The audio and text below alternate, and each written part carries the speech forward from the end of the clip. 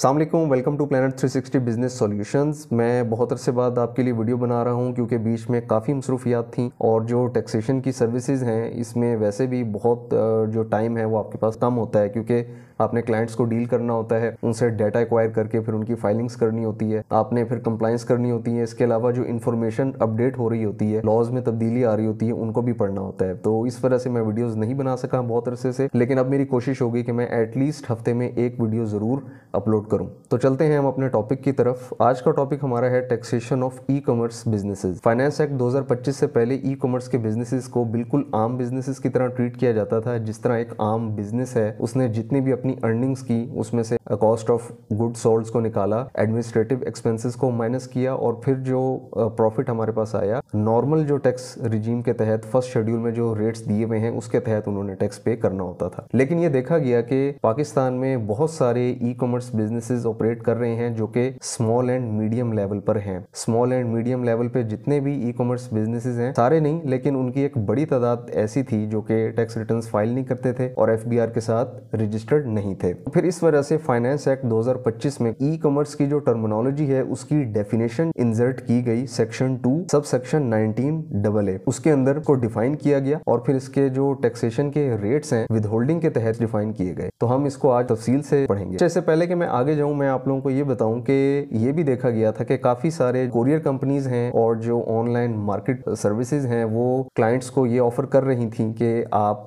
Free of cost हमसे registered हो जाएं एफबीआर में। तो ऐसा क्यों था, उन्होंने फ्री ऑफ कॉस्ट सर्विसेज क्यों ऑफर की, हम इसको भी देखेंगे, लेकिन आपने वीडियो पूरी देखनी है फिर ही आपको इसका जवाब मिलेगा। तो हम चलते हैं अपने वापस टॉपिक की तरफ। सबसे पहले हम देख लेते हैं कि ई कॉमर्स किस तरह से डिफाइन किया गया है section 2 sub section 19AA of income tax ordinance. जो भी बिजनेस सेल या परचेज कर रहा है, चाहे वो गुड्स हैं या सर्विसेज हैं, अगर वो सेल या परचेज कंप्यूटर नेटवर्क के थ्रू हो रही है, जाहिर है अगर कंप्यूटर नेटवर्क के थ्रू हो रही है तो उसमें आपके पास वेबसाइट्स आ जाती हैं, मोबाइल ऐप्स भी आ जाती हैं, या फिर ओएमपी से यहाँ पे मुराद है ऑनलाइन मार्केट प्लेसेस। तो अब हम देख लेते हैं कि ई कॉमर्स के बिजनेस में दो मेन कैटेगरीज में डिफाइन कर लेते हैं। एक तो ऑनलाइन मार्केट प्लेस है और एक ऑनलाइन ई स्टोर्स है। अब इनमें फर्क क्या है कि ऑनलाइन मार्केट प्लेस वो प्लेटफॉर्म्स हैं जो खुद सेलिंग नहीं कर रहे, लेकिन वो सिर्फ एक प्लेटफॉर्म मुहैया कर रहे हैं अपने सेलर्स को कि वो वहां पे आके अपने आप को रजिस्टर करें और अपनी जो प्रोडक्ट्स हैं सेल करें। जैसे हम एग्जाम्पल ले लेते हैं ताकि इसको अच्छे से हम समझ सकें। दराज,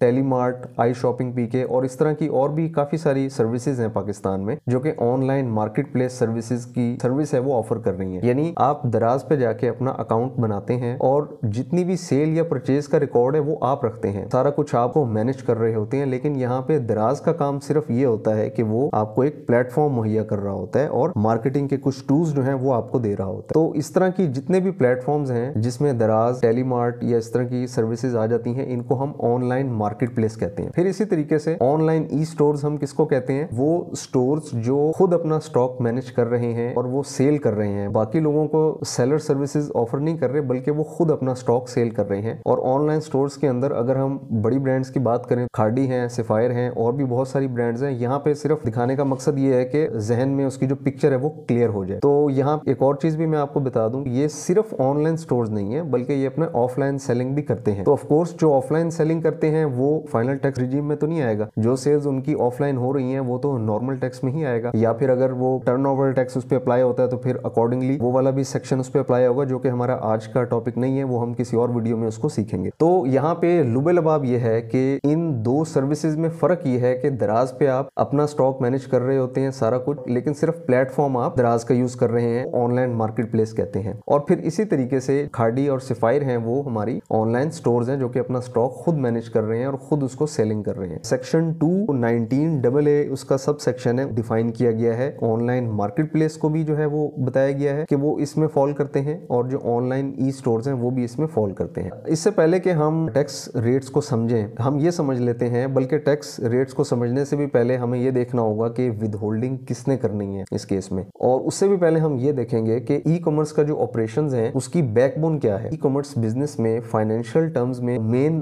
दो प्लेयर्स इन्वॉल्व होते हैं। एक तो कोरियर सर्विस इन्वॉल्व होती है और एक पेमेंट इंटरमीडियरी उसमें इन्वॉल्व होती है। अब इसकी वजह यह है यहाँ पे इसको बताने की कि हमारे पास जो सेक्शन 6A है जिसके अंदर लिखा गया है कि जो भी ऑनलाइन ई कॉमर्स सेलर्स हैं उनके ऊपर टैक्स जो है वो लागू होगा। लेकिन अब वो किस तरह होगा, वो विद होल्डिंग के तहत होगा। और वो विद होल्डिंग कौन करेंगे, कोरियर सर्विसेज और जो पेमेंट इंटरमीडियरी हैं आपके नाम पे टैक्स जमा करा देंगे। और ये जो टैक्स होगा वो फाइनल होगा। हम इसकी एक एग्जांपल ले लेते हैं कि कोरियर सर्विस जब आप यूज करेंगे दो कंडीशंस होंगी, या तो आप कैश ऑन डिलीवरी पे अपने ऑर्डर्स को डिस्पैच करेंगे या आप एडवांस पेमेंट लेके तो फिर अपने ऑर्डर्स को डिस्पैच करेंगे। अब अगर आप कोरियर सर्विस के थ्रू कर रहे हैं, कोरियर सर्विस तो हर सूरत है ही है, लेकिन अगर आप अपना ऑर्डर जो है वो कैश ऑन डिलीवरी के तहत डिस्पैच कर रहे हैं तो कोरियर सर्विसेज जो हैं उनको यहाँ पे section 153 of income tax ordinance के अंदर एक न्यू क्लॉज जो है वो ऐड की गई है। उसके अंदर जो है इनको पाबंद किया गया है कि अगर तो ऑर्डर कैश ऑन डिलीवरी का है तो फिर कोरियर सर्विसेज जो है आपका टैक्स काट के आपके नाम पे गवर्नमेंट को जमा करवा देंगी। और इसी तरीके से उसी सेक्शन में पेमेंट इंटरमीडियरीज या जो पेमेंट गेटवेज हैं उनको भी इस चीज के लिए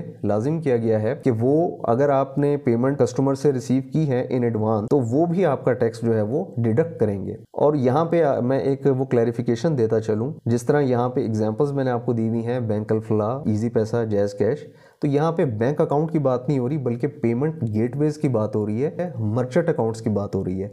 यानी जब आप इन अकाउंट्स से पेमेंट गेटवेज हासिल करते हैं और उसको अपनी वेबसाइट के साथ आप लिंक करते हैं तो आप अपने क्लाइंट को एक सर्विस दे रहे होते हैं कि वो एडवांस पेमेंट कर सकता है अपने क्रेडिट या डेबिट कार्ड के थ्रू या फिर अपने वॉलेट के थ्रू भी जो है वो एडवांस पेमेंट कर सकता है। तो यहाँ पे आप ये देख लें कि दो मेन प्लेयर्स जो हैं वो इन्वॉल्व हैं। इन दोनों को पाबंद किया गया है कि इन्होंने आपका टैक्स विदहेल्ड करके आपके नाम पे जमा करवा देना है। तो हम देखते हैं कि रेट्स क्या हैं। फर्स्ट शेड्यूल में इसके रेट्स जो हैं वो डिफाइन किए गए हैं और इसमें अब देखें जिस तरह मैंने अभी आपको पहले बताया कि इसमें दो कंडीशंस होंगी, या तो आपने कैश ऑन डिलीवरी से डिस्पैच करना है या फिर आपने एडवांस पेमेंट लेके डिस्पैच करना है। इन केस अगर आप कैश ऑन डिलीवरी के तहत अपने ऑर्डर्स को डिस्पैच करते हैं तो फिर जितनी आपकी ऑर्डर की अमाउंट होगी, यानी कि राइडर ने जितनी अमाउंट आपके क्लाइंट से रिसीव करनी है आपको आपके अकाउंट में जमा कराने के लिए, वो उस अमाउंट का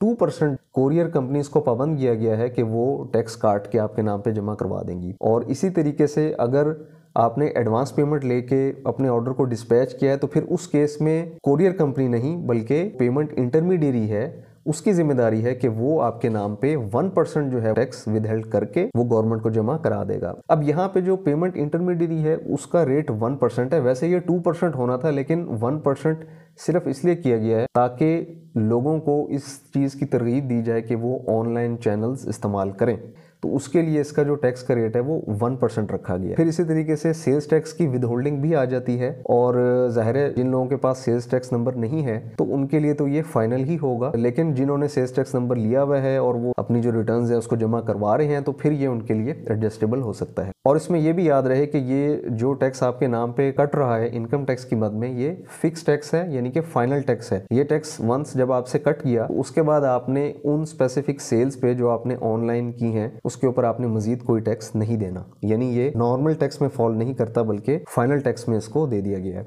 तो अब हम इसकी छोटी सी कैलकुलेशन देख लेते हैं जिससे हमें सारा सिनेरियो जो है वो क्लियर हो जाएगा। जिस तरह मैं आपको बताया पहले वीडियो में कि दो कंडीशंस हैं। पहली कंडीशन तो ये है कि या तो आप कैश ऑन डिलीवरी अपने ऑर्डर्स जो है वो डिस्पैच कर रहे हैं। एग्जांपल ले लेते हैं कि फर्ज करें आपने 10 लाख रुपीस की सेल्स की हैं तो कैश ऑन डिलीवरी पे आपका 2% जो टैक्स है वो विद होल्ड होगा और फिर इसी तरीके से सेल्स टैक्स वो भी फाइनल है अगर आपके पास सेल्स टैक्स नंबर नहीं है। यहाँ पे मैं अभी छोटे और जो मीडियम बिजनेसेस हैं उनको मैं टारगेट कर रहा हूँ क्योंकि जो बड़े बिजनेसेस हैं वो तो ऑलरेडी टैक्स नेट में हैं क्योंकि उनकी सेल्स बहुत ज्यादा होती हैं और वो ऑलरेडी अपनी जो नॉर्मल टैक्स के तहत अपना टैक्स दे रहे होते हैं। लेकिन जो स्मॉल एंड मीडियम बिजनेसेस हैं वो चूंकि पहले टैक्स नहीं दे रहे थे, इस वजह से उनके लिए फाइनल टैक्स जो रिजीम है उसको मुतारिफ किया गया ई कॉमर्स के लिए। तो यहाँ पे सेल्स टैक्स आपके लिए 2% हो जाएगा तो टोटल टैक्स आपने कितना पे किया, 40,000 रुपीज। फिर इसी तरीके से अगर आप कैश ऑन डिलीवरी के बजाय एडवांस पेमेंट लेके अपने ऑर्डर्स को डिस्पैच करते हैं थ्रू पेमेंट इंटरमीडियरी, तो फिर उस केस में क्या होगा कि 1% आपका विदहोल्ड होगा। तो यहाँ पे आपका टोटल टैक्स जो है वो 30,000 रुपीज बन जाएगा, यानी कि 10,000 रुपीज की यहाँ पे आपको सेविंग हो गई। तो अगर आप चाहें तो ये जो मार्जिन है वो आप अपने कस्टमर को भी छोड़ सकते हैं, लेकिन वो तो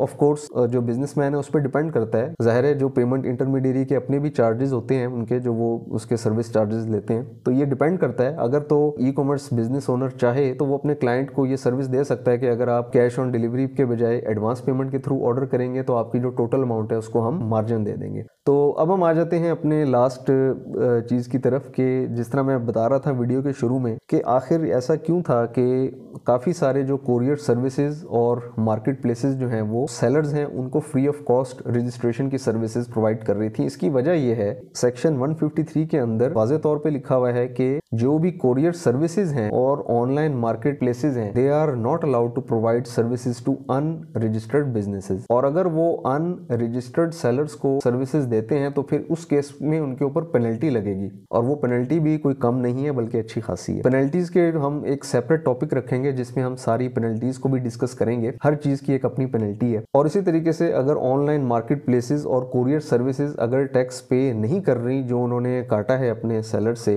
या फिर वो withholding statements under section 165 file नहीं कर रही, तो उनके ऊपर भी पेनल्टी अच्छी खासी है। बिल्कुल इसी तरीके से कि सेक्शन 165 जो है वो स्टेटमेंट्स को डील करता है। जिस तरह एक कंपनी या बिजनेस अपनी एम्प्लॉयज की जो पे है उसमें से टैक्स काट के 165 की स्टेटमेंट जमा करता है, 153 के अंडर कोई पेमेंट से वो टैक्स विदहेल्ड किया है तो फिर भी वो उसकी स्टेटमेंट फाइल करता है। बिल्कुल इसी तरीके से इसमें भी स्टेटमेंट फाइल करनी होगी और ये स्टेटमेंट मंथली बेसिस पे फाइल होगी। तो ये हमारा आज एक छोटा सा टॉपिक था। चैनल को लाजमी सब्सक्राइब कर लें, बेल आइकन को प्रेस कर लें, आगे मजीद आने वाली वीडियो से आपको फायदा होने वाला है। तो अगर आपको मजीद सर्विसेज चाहिए तो आप हमारे व्हाट्सएप नंबर पर रब्ता कर सकते हैं।